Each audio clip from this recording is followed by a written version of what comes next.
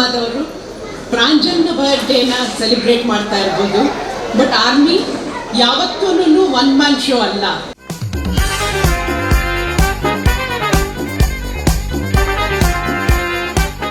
ಹೇಗೆ ದೇಶದ ರಕ್ಷಣೆಯ ವಿಚಾರದಲ್ಲಿ ಪ್ರಾಣವನ್ನು ಕೊಡ್ತಾರೋ ಹಾಗೆ ಅಗತ್ಯ ಬಂದಾಗ ದೇಶದ ರಕ್ಷಣೆಗಾಗಿ ಶತ್ರುಗಳ ಪ್ರಾಣವನ್ನು ತೆಗಿತಾರೆ.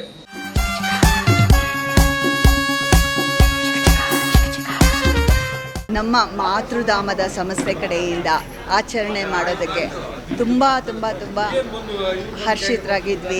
ಸಮಾಜಕ್ಕೆ ಒಂದು ಸಂದೇಶ ಕೊಡಬೇಕು, ಹಾಗೆ ಸಮಾಜಕ್ಕೆ ಕೂಡ ಒಂದು ಪರಿವರ್ತನೆ ಆಗಬೇಕು ಅನ್ನೋ ದಿಕ್ಕಿನಲ್ಲಿ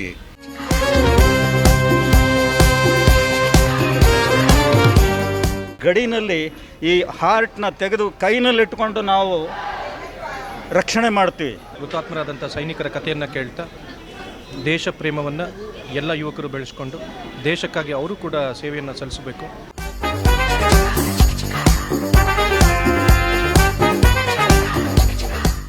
ಜಗತ್ತಿನಲ್ಲಿಯೇ ಅತ್ಯಂತ ಶ್ರೇಷ್ಠವಾದಂಥ ಸೇನೆಯನ್ನ, ಧೈರ್ಯಶಾಲಿಗಳನ್ನ, ದಕ್ಷತೆಯನ್ನ ಎಲ್ಲವನ್ನು ಹೊಂದಿರತಕ್ಕಂಥ ಸೇನೆ ಭಾರತೀಯ ಸೇನೆ ಜಗತ್ತಿನಲ್ಲಿಯೇ 2ನೇ ಅತಿ ದೊಡ್ಡ ಸೇನೆ ಎನ್ನುವಂತ ಖ್ಯಾತಿಯನ್ನು ಗಳಿಸಿದೆ. ಅಂತಹ ಒಂದು ಸೇನೆಯಲ್ಲಿ ಕೆಲಸ ಮಾಡುವುದು ಅಂತಂದ್ರೆ ಅದೊಂದು ಹೆಮ್ಮೆಯ ವಿಷಯ. ಇನ್ನು ಆ ಒಂದು ಸೇನೆಯಲ್ಲಿ ಕಾರ್ಯನಿರ್ವಹಿಸುವಾಗ ಹುತಾತ್ಮರಾದರಂತೂ ಅವರಿಗೆ ಇಡೀ ದೇಶವೇ ನಮಿಸುತ್ತೆ. ಮತ್ತು ಆ ಸೈನಿಕರು ತಮ್ಮ ಜೀವದ ಅಂಗನ್ನ ತೊರೆದು ನಮ್ಮ ಜೀವಗಳ ರಕ್ಷಣೆಗಾಗಿ ಗಡಿಯಲ್ಲಿ ನಿಂತು 24 ಗಂಟೆಗಳ ಕಾಲವೂ ಕೂಡ ಕಾವಲು ಕಾಯ್ತಾರೆ. ಅಂತಹ ಸೈನಿಕರಿಗೆ ನಾವು ನಮಿಸಲೇಬೇಕಾಗುತ್ತದೆ. ಅತಿ ಚಿಕ್ಕ ವಯಸ್ಸಿನಲ್ಲಿಯೇ ಹುತಾತ್ಮರಾದಂತಹ ಸೈನಿಕರನ್ನಂತೂ ನಾವು ಗೌರವಿಸಲೇಬೇಕು. ಆ ಒಂದು ನೋವನ್ನ, ಆ ಒಂದು ಅಗಲಿಕೆಯ ನೋವನ್ನ ಆ ಕುಟುಂಬ ತಡೆದುಕೊಳ್ಳುವಂತ ಶಕ್ತಿಯನ್ನ ತಾಯಿ ಭಾರತಿ ನೀಡು ಅಂತೇಳಿ ನಾವು ಪ್ರಾರ್ಥಿಸಬೇಕಾಗತ್ತೆ. ಅಂತಹ ಒಂದು ಕೇವಲ 28 ವರ್ಷ ವಯಸ್ಸಿನಲ್ಲಿಯೇ ವೀರ ಮರಣವನ್ನ ಅಪ್ಪಿದಂತಹ ಬೆಂಗಳೂರು ಹೊರವಲಯ ಜಿಗಣಿಯ ನಿಸರ್ಗ ಬಡಾವಣೆಯಲ್ಲಿದ್ದಂತಹ ಕ್ಯಾಪ್ಟನ್ ಪ್ರಾಂಜಲ್ ರವರ ಹುಟ್ಟುಹಬ್ಬವನ್ನ ಸ್ವಾಮಿ ವಿವೇಕಾನಂದ ಸಂಸ್ಥೆಯಿಂದ ರಾಷ್ಟ್ರೋತ್ಥಾನ ಶಾಲಾ ಆವರಣದಲ್ಲಿ ಆಯೋಜಿಸಲಾಗಿತ್ತು.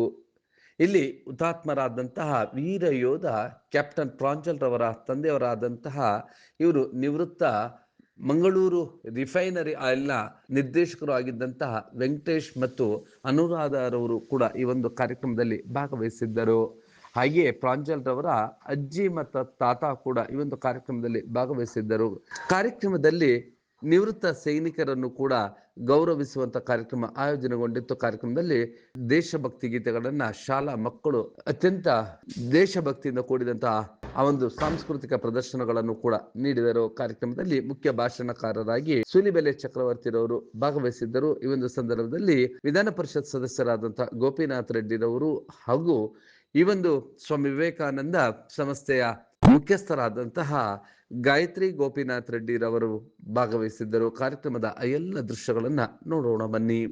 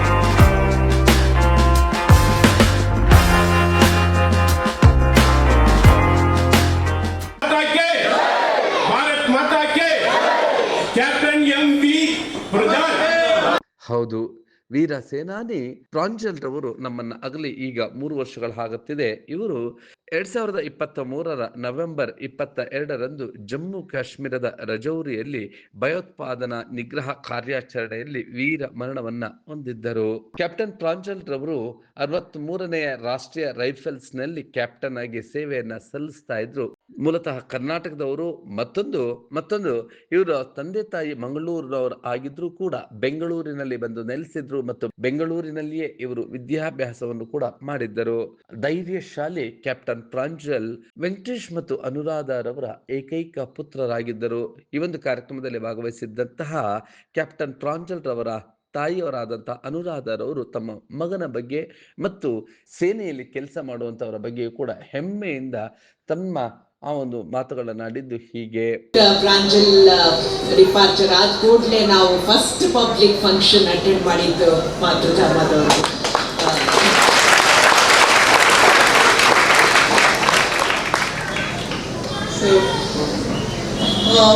ಒಬ್ಬ ವ್ಯಕ್ತಿ ಇಂಥವ್ರ ಮಗ ಅಥವಾ ಮಗಳು ಅಂತ ಗುರುತಿಸಿದಾಗ ನಮಗೆ ತುಂಬ ಖುಷಿ ಆಗುತ್ತೆ, ನಿಜ.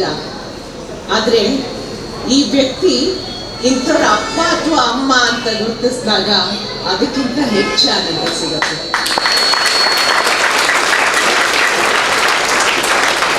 ಯಾಕೆಂದ್ರೆ ಮೊದಲನೇದು ಪರಂಪರೆ ಬಲದಿಂದ ಸಿಗುವಂತ ಅಸ್ಮಿತೆ. ಅಂದ್ರೆ ನಿಮ್ಮ ಅಪ್ಪ, ತಾತ, ಮುತ್ತಾತ ಅವ್ರು ಮಾಡಿರೋ ಸಾಧನೆ ಬಲದಿಂದ ಸಿಗುವಂಥದ್ದು, ಅದರಲ್ಲಿ ನಿಮ್ಮ ಪಾತ್ರ ಇರೋದಿಲ್ಲ. ಆದರೆ ನಿಮ್ಮನ್ನ ಇಂಥವ್ರ ಅಪ್ಪ ಅಮ್ಮ ಅಂತ ಗುರುತಿಸಿದಾಗ ಅದು ನಿಮ್ಮ ಮಗನ ಅಥವಾ ಮಗಳ ಸಾಧನೆಯ ಬಲದಿಂದ ಮಾತ್ರ ಸಿಗುವಂಥ ಅಸ್ಮಿತೆ ಅಲ್ಲ, ಅಂಥ ಸಾಧಕರನ್ನ ಸಮಾಜಕ್ಕೆ ನೀವು ಕೊಟ್ಟಿದ್ದೀರಿ ಅಂತನ್ನೋ ಧನ್ಯತೆಯ ಬಲದಿಂದ ಸಿಗುವಂಥ ಅಸ್ಮಿತೆ ಅದು. ಅವರ ಸಾಧನೆಯಲ್ಲಿ ನಿಮ್ಮ ಪಾತ್ರ ಇದೆ, ಅದಕ್ಕೆ ಆ ಆನಂದ ತುಂಬ ದೊಡ್ಡದು. ಅಂಥ ಆನಂದನ, ಹೆಮ್ಮೆಯನ್ನ ಇವತ್ತು ನಮ್ಮ ಮಗ ನಮಗೆ ಕೊಟ್ಟಿದ್ದಾನೆ. ಆದರೆ ಅವನು ಇದ್ದು ಈ ಆನಂದನೂ ಇದ್ದಿದ್ರೆ ಚೆನ್ನಾಗಿರ್ತಿತ್ತು ಅಂತ ಸುಮಾರು ಸರ್ತಿ ಅನ್ಸತ್ತೆ. ಬಟ್ ವಸ್ತುಸ್ಥಿತಿ ಹಾಗಿಲ್ಲ. ಆ್ಯಂಡ್ ಇವತ್ತಿನ ದಿವಸ ಮಾತೃಧಾಮದವರು ಪ್ರಾಂಜಲ್ನ ಬರ್ಡೇನ ಸೆಲೆಬ್ರೇಟ್ ಮಾಡ್ತಾ ಇರ್ಬೋದು. ಬಟ್ ಆರ್ಮಿ ಯಾವತ್ತೂ ಒನ್ ಮ್ಯಾನ್ ಶೋ ಅಲ್ಲ. ಆರ್ಮಿ ಅದು ಪ್ರತಿಯೊಂದು ಹೆಜ್ಜೆ ಕೂಡ ಟೀಮ್ ಪ್ಲೇ ಅದು. ಸೊ ಇವತ್ತು ಪ್ರಾಂಜಲ್ಗೆ ಯಾವ ರೀತಿ ನಮ್ಮನ್ನ ಸಲ್ಲಿಸ್ತಾ ಇರೋದು ಪ್ರಾಂಜಲ್ ಒಬ್ಬನಿಗೆ ಮಾತ್ರ ಅಲ್ಲ, ಪ್ರಾಂಜಲ್ ತರ ಸಾವಿರಾರು ಸೈನಿಕರಿಗೆ ಆ್ಯಂಡ್ ಅವರೆಲ್ಲರ ಮೂಲಕ ಭಾರತೀಯ ಸೇನೆಗೆ ಸೇರುವಂಥ ಗೌರವ. ಸೊ ಇದನ್ನ ಒಬ್ಬನೇ ವ್ಯಕ್ತಿಗತವಾಗಿ ಪ್ರಾಂಜಲ್ ಒಬ್ಬನೇ ಏನೂ ಆಗಕ್ಕೆ ಸಾಧ್ಯ ಆಗ್ತಾ ಇರಲಿಲ್ಲ. ಸೊ ಅವನ ಟೀಮ್ ಅದರ ಬಲದಿಂದ ಇವತ್ತು ಪ್ರಾಂಜಲ್ ಆಗಿದ್ದಾನೆ. ಸೊ ನೀವು ಸಲ್ಲಿಸ್ತಾ ಇರೋ ಗೌರವ ಅಮ್ಮ ಪೂರ್ತಿ ಭಾರತೀಯ ಸೇನೆಗೆ ಸೇರುವಂಥದ್ದು.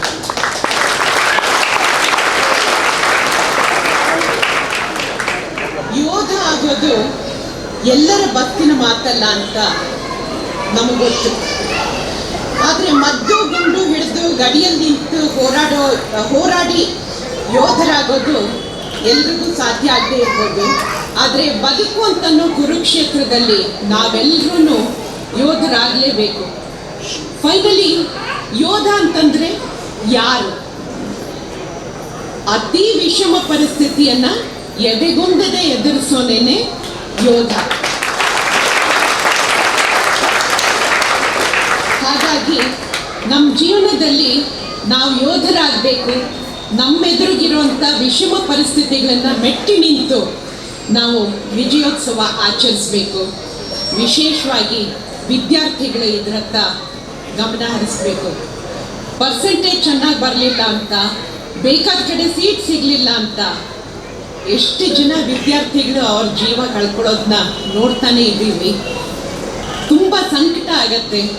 ಸೊ ಸೋಲು ನಮ್ಮನ್ನು ಸೋಲಿಸಬಾರ್ದು, ಅದು ಗೆಲುವಿಗೆ ಮೆಟ್ಲಾಗಬೇಕು ಮಕ್ಕಳೇ. ಸೊ ನಿಜವಾದ ಅರ್ಥದಲ್ಲಿ ಯೋಧರಾಗಿ ನೀವು ಸೋಲನ್ನ ಗೆಲುವಿನ ಮೆಟ್ಲಾಗಿ ಮಾಡ್ಕೊಳ್ಳಿ ಅಂತ ಅನ್ನೋದನ್ನ ಹೇಳಕ್ಕೆ ಇಷ್ಟಪಡ್ತೀನಿ ನಾನು.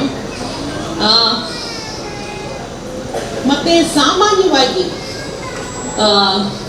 ಆರ್ಮಿನವ್ರು ಯಾರೇ ಇರಲಿ, ಅಂದರೆ ಯೋಧರ ಜೊತೆ ಇಂಟ್ರ್ಯಾಕ್ಟ್ ಮಾಡುವಾಗ ನಮ್ಮ ಮನಸ್ಸಿಗೆ ಬರೋದು ನಿಜವಾಗ್ಲೂ ಏನು ಜನಪ್ಪ ಇವರು, ಅಂದರೆ ಗಿಸ್ ಮಿಟ್ಟಿಗೆ ಮನೆ ಒಂಥರ ಅದು ತುಂಬ ಸಲ ಅನಿಸುತ್ತೆ.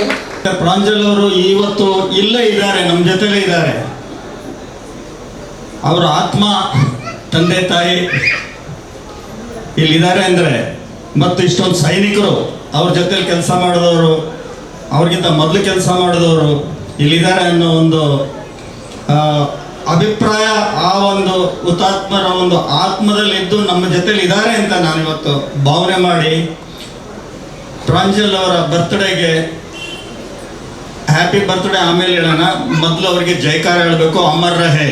ಅವ್ರು ಯಾವಾಗಲೂ ಜೀವ ಬಿಟ್ಟಿಲ್ಲ, ಅವರು ದೇವ್ರ ಜೊತೆಲಿದ್ದಾರೆ, ಅಮರತ್ವ ಪಡ್ಕೊಂಡಿದ್ದಾರೆ. ಪ್ರಾಂಜಲ್, ಕ್ಯಾಪ್ಟನ್ ಪ್ರಾಂಜಲ್ ಅಮರ್ ರಹೆ, ಕ್ಯಾಪ್ಟನ್ ಪ್ರಾಂಜಲ್ ಅಮರ್ ರಹೆ, ಕ್ಯಾಪ್ಟನ್ ಪ್ರಾಂಜಲ್ ಅಮರ್ ರಹೆ. ಅವರು MV ಅವ್ರದ್ದು ಇನಿಷಿಯಲ್ಸ್.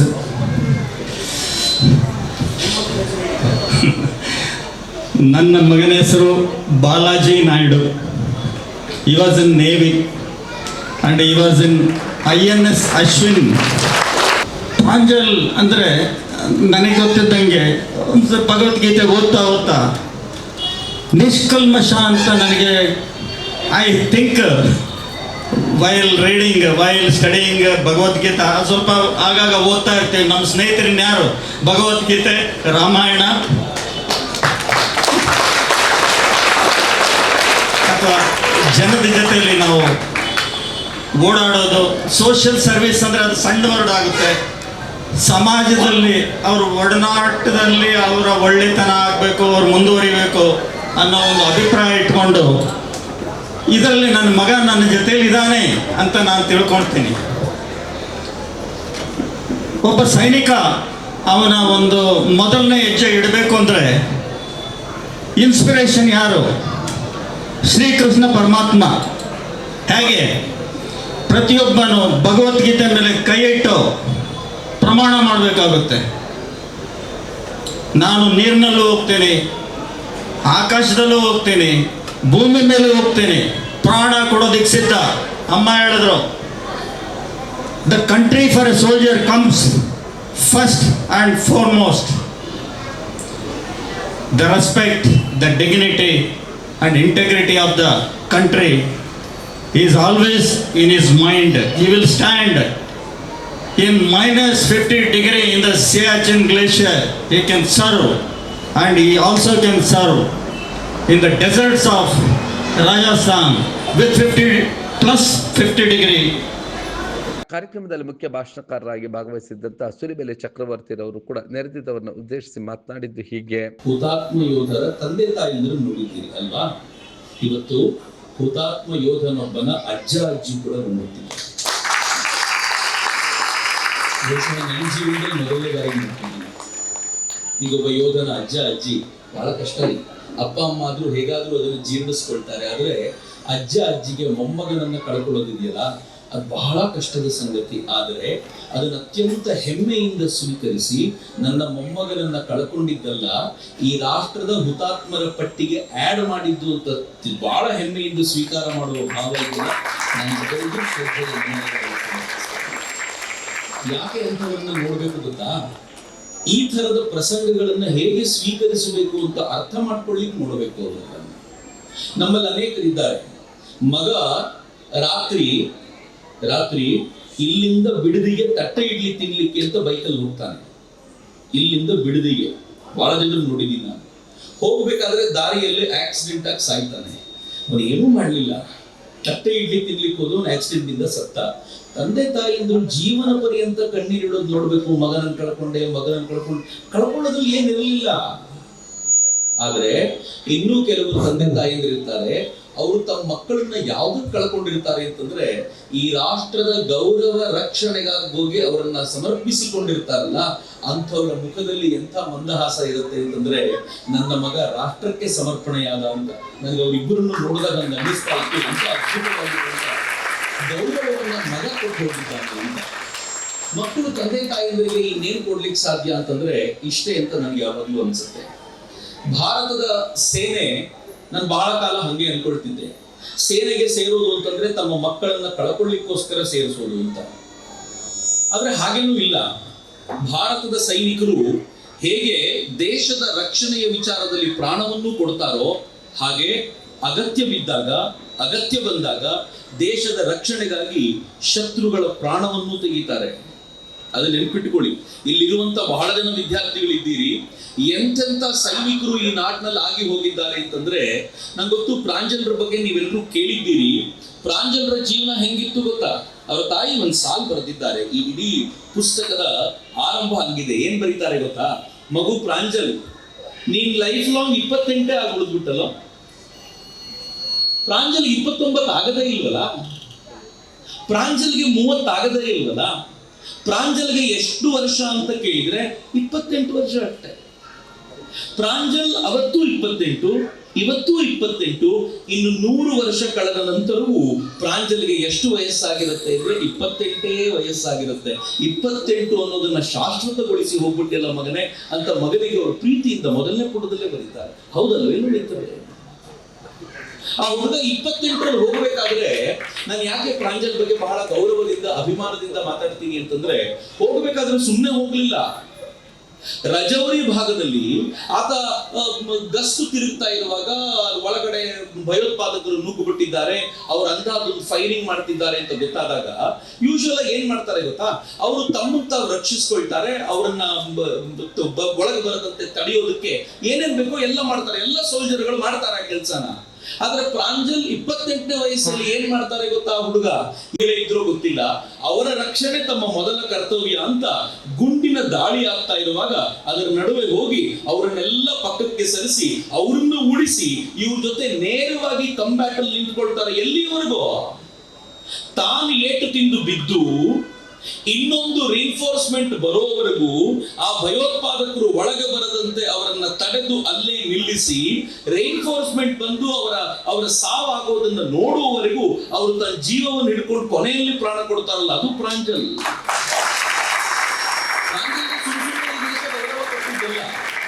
ಪ್ರಾಂಜಲ್ಗೆ ಕೊನೆಯವರೆಗೂ, ಕೊನೆಯ ಕ್ಷಣದವರೆಗೂ ಈ ದೇಶದ ಜನರನ್ನ ಕಾಪಾಡಬೇಕು ಎನ್ನುವಂತ ಗೌರವ, ಆ ಪ್ರೀತಿ ಇತ್ತಲ್ಲ, ಅದು ಪ್ರಾಂಜಲ್ಗಿದ್ದು.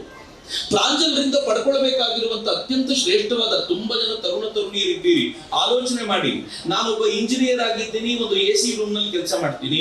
ನಾನೊಬ್ಬ ಡಾಕ್ಟರ್ ಆಗಿದ್ದೀನಿ, ಯಾವುದೋ ಒಂದು ಹಾಸ್ಪಿಟಲ್ ಆಪರೇಷನ್ ಥಿಯೇಟರ್ ಇರ್ತೀನಿ. ನಾನು ತಪ್ಪು ಅಂತ ಹೇಳಲ್ಲ, ಆದ್ರೆ ಯೋಚನೆ ಮಾಡಿ, ನಾನು ಯೂನಿಫಾರ್ಮ್ ಹಾಕೊಂಡಿದ್ದೀನಿ, ದೇಶದ ಬಾರ್ಡರ್ ಅಲ್ಲಿ ನಿಂತಿದ್ದೀನಿ, ಎದುರಾಳಿಗೆ ಹೇಳ್ತೀನಿ ಶತ್ರುವಿಗೆ, ಒಂದ್ ಹೆಜ್ಜೆ ಮುಂದೆ ಇಟ್ಟು ನೋಡು, ನನ್ನ ದೇಶದಲ್ಲಿ ಕಾಲಿಟ್ಟು ನೋಡು, ನಿನ್ನ ಇಲ್ಲ ಅನ್ನಿಸ್ಬಿಡ್ತೀನಿ ಅಂತ ಅವನು ಕಣ್ಣಲ್ಲಿ ಕಣ್ಣಿಟ್ಟು ನೋಡುವ ತಾಕತ್ತು ಯಾರಿಗೆ ಸಿಗುತ್ತೆ?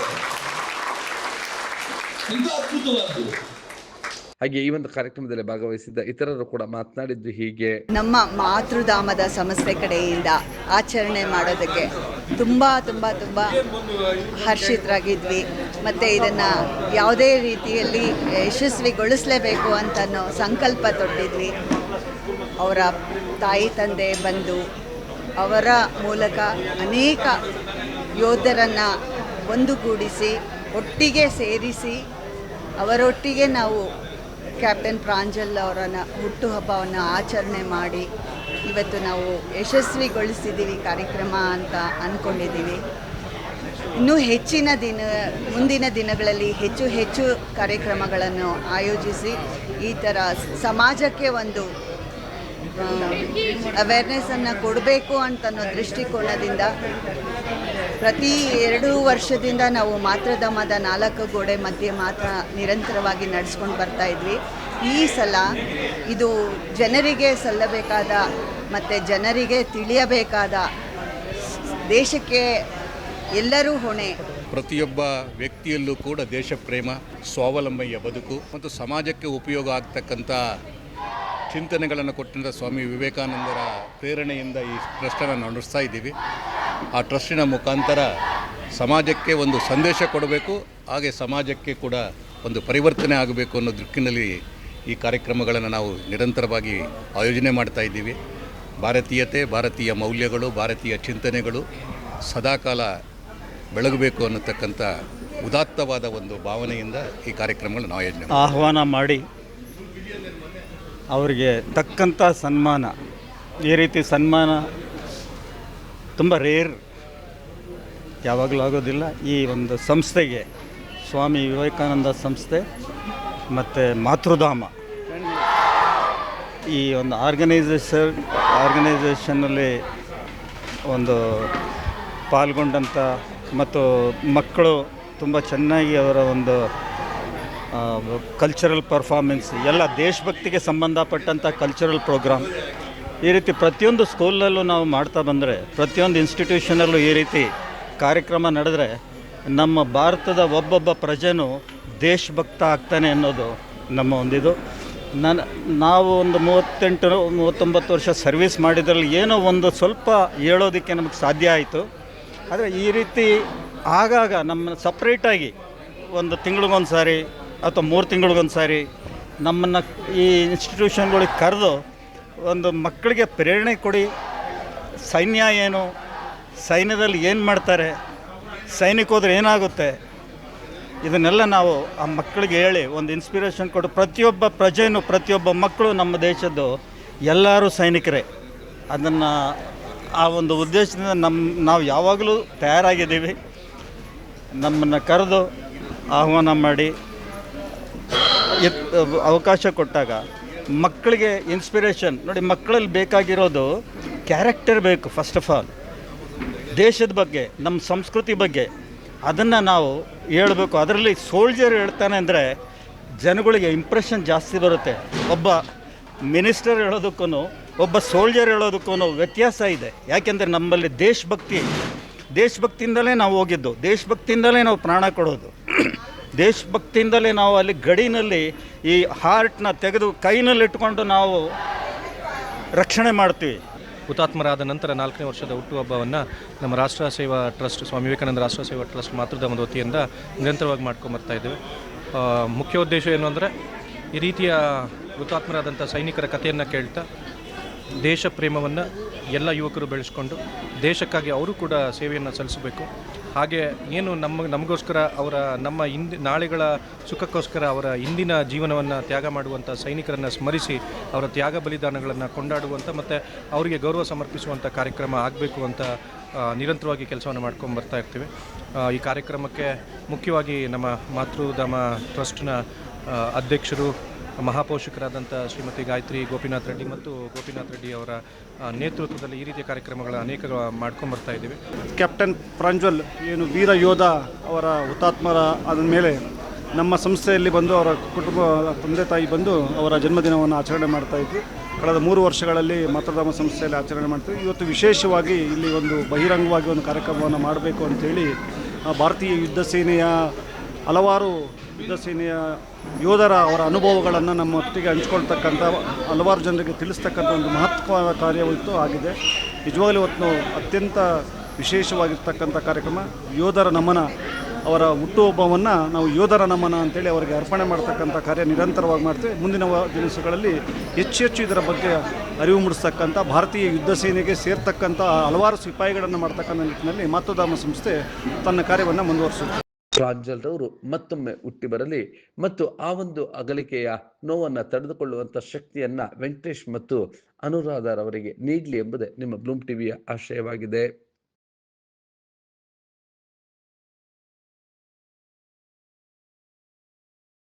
ನೀವು ಈ ಕೂಡ ಎಲ್ಲ ನಮ್ಮ ಚಾನಲ್ಗೆ ಸಬ್ಸ್ಕ್ರೈಬ್ ಆಗಿಲ್ಲ ಅಂದರೆ ಸಬ್ಸ್ಕ್ರೈಬ್ ಬಟನನ್ನು ಕ್ಲಿಕ್ ಮಾಡಿ, ಪಕ್ಕದಲ್ಲಿರೋ ಬೆಲ್ ಐಕನನ್ನು ಕ್ಲಿಕ್ ಮಾಡಿ. ನಾವು ಅಪ್ಲೋಡ್ ಮಾಡುವಂತಹ ವೀಡಿಯೋಸ್ ನಿಮಗೆ ನೋಟಿಫಿಕೇಶನ್ ಬರುತ್ತೆ.